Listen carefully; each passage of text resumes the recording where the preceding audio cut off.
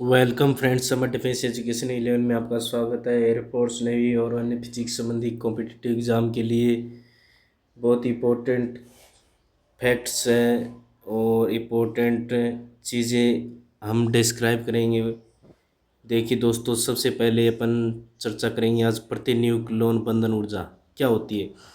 मतलब जो नाभिक होता है उसमें जो प्रोटॉन न्यूट्रॉन होते हैं, तो नाभिक को जो तोड़ने की प्रक्रिया है, यानी कि नाभिक में को जो अलग अलग करने की जो प्रक्रिया है नाभिक को, ठीक है, उस चीज़ को, उस जो एनर्जी है उसको क्या कहते हैं, प्रतिन्यूक्लियन बंधन ऊर्जा। मतलब उनको अलग अलग करने के लिए जो एनर्जी दी जाती है, नाभिक को तोड़ने के लिए जो एनर्जी दी जाती है उसे प्रतिन्यूक्लियन बंधन ऊर्जा करते हैं। जो जिसका सूत्र क्या होता है, E/B। ई E/B बराबर E/B/A।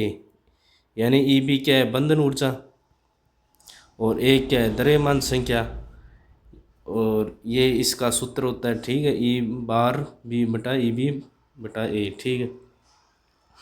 E/B जितना अधिक होगा नाभिक उतना ही अधिक स्थायी होगा।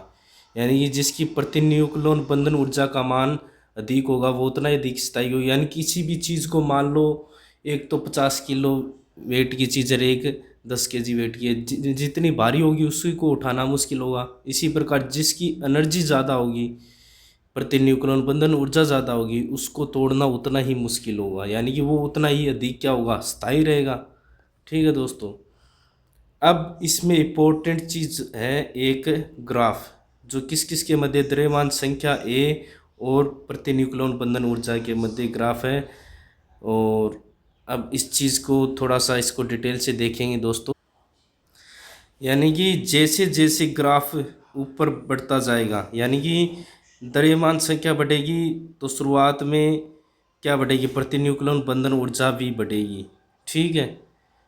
लेकिन एक स्थिति ऐसी आएगी जहाँ मैक्सिमम पोजीशन पर पहुंच जाएगा, लेकिन उसके बाद जैसे जैसे द्रव्यमान संख्या बढ़ेगी प्रतिन्यूक्लियन बंधन ऊर्जा का मान कम होता चला जाएगा। यानी कि इसके आगे के जो तत्व हैं वो स्थायी कम होते जाएंगे और शुरुआत के जो तत्व हैं वो अधिक स्थायी होंगे।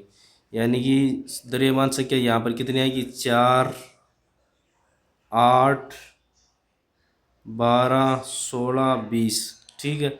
और ये जो मैक्सिमम स्थिति होगी वो आएगी 26 पे।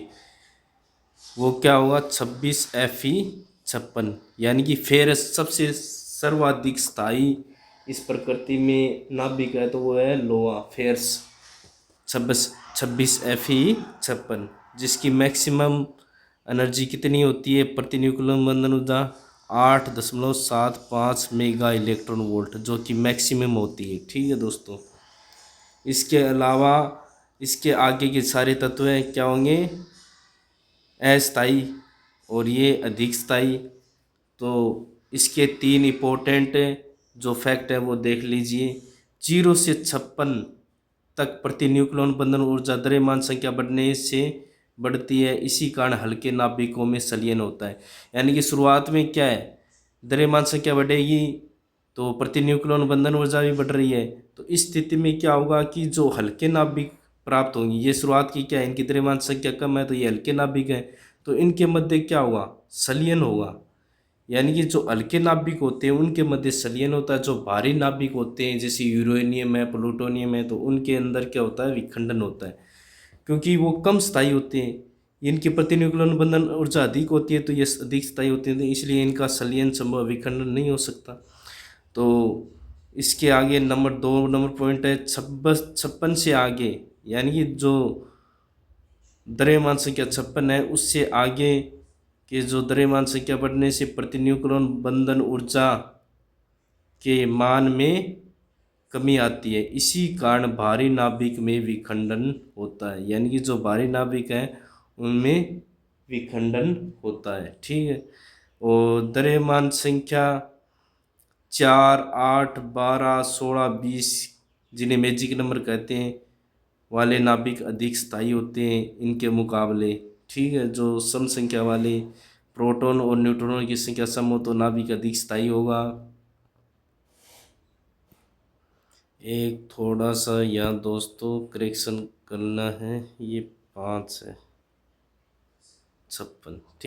बहुत ही इम्पोर्टेंट है ये प्रतिन्यूक्लियन बंधन ऊर्जा से संबंधित, ये सीधा सूत्र भी पूछ सकते हैं। और अधिकतम किसकी, यानी कि प्रकृति में कौन सा नाभिक अधिक स्थायी है, तो 26Fe56, जिसकी प्रतिन्यूक्लियन बंधन ऊर्जा का मान पूछ सकते हैं 8.75 मेगा इलेक्ट्रॉन वोल्ट।